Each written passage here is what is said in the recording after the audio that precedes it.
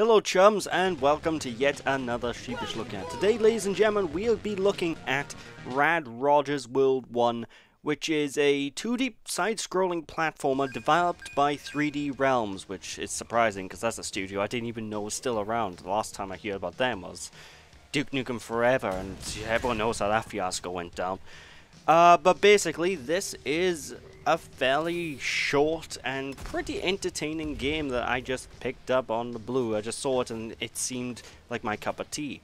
Now, you basically play as a boy called Rodriguez something or other, and he basically gets transported into a video game world where he meets his console, Dusty, as they start to just progress through and try and protect the world from being corrupted, I suppose.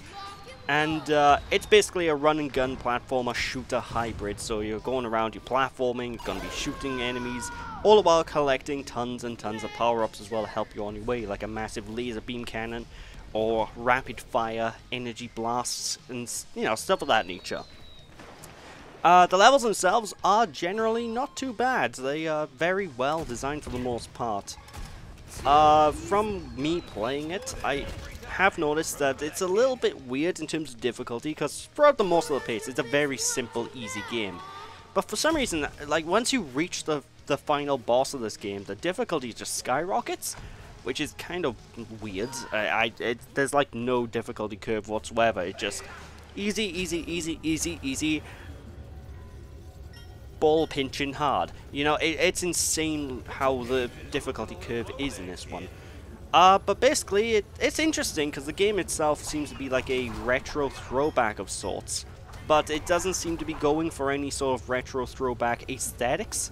I mean, it's a game that clearly knows it's a video game, and that's even referenced in like the game dialogue.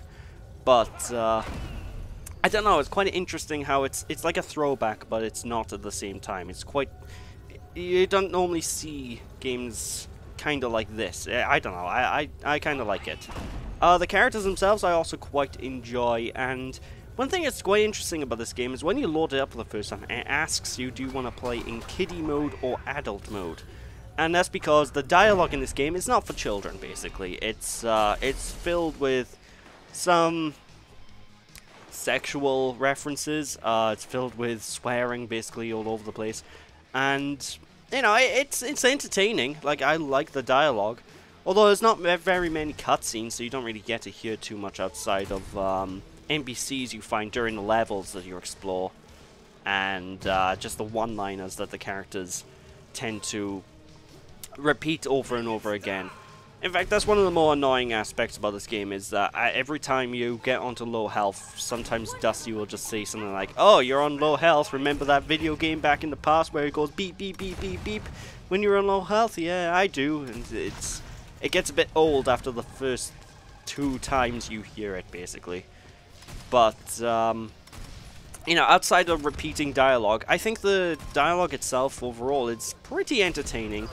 The characters seem to be well written enough. Again, there's not many cutscenes. There's like 3 cutscenes in the entire game, like the intro, before you fight the final boss, and after you fight the final boss. Those are the only cutscenes in the game. But of course, as I said right at the very start, this isn't a very long title. It's like, I just finished it a few minutes ago, and it took me about an hour and a half, maybe, to complete. You know, it's really not a long one. So there's 7 levels in total, and for the most part, they take about 10, maybe 20 minutes to complete, for the most part. Excluding the 7th level, which is a boss fight, which actually took me longer than any other stage in the game, because like I said, massive difficulty spike.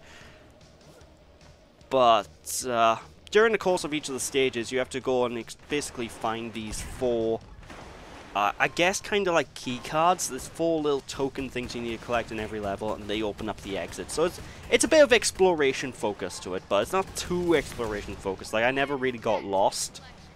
The game itself is basically fairly linear with the illusion of exploration, so. But that's not to say there's secrets hidden in levels. There's a ton of secrets and hidden nooks and crannies to go about.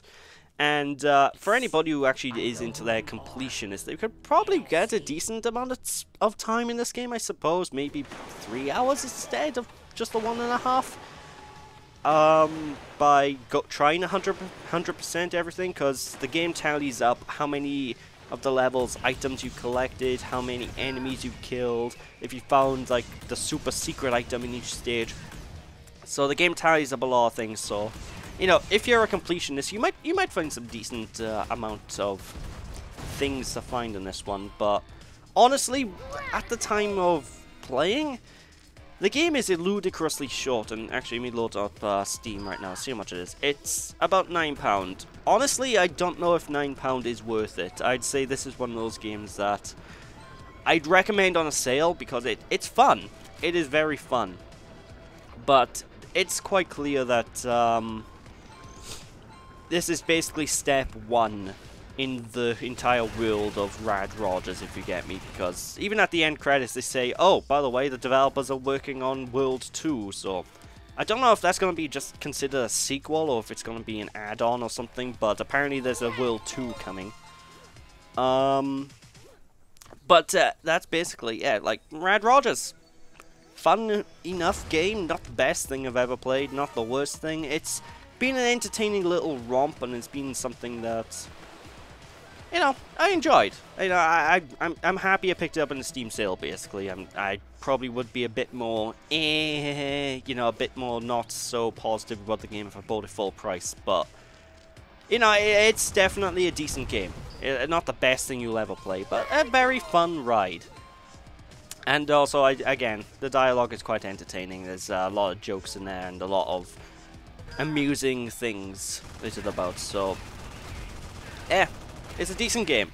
Feel free to give it a crack if you want. Again, I recommend it on a sale. But with that, that's basically it for this one. So thank you all for watching. Don't be sheepish, people, and I'll catch you all again. Bye-bye.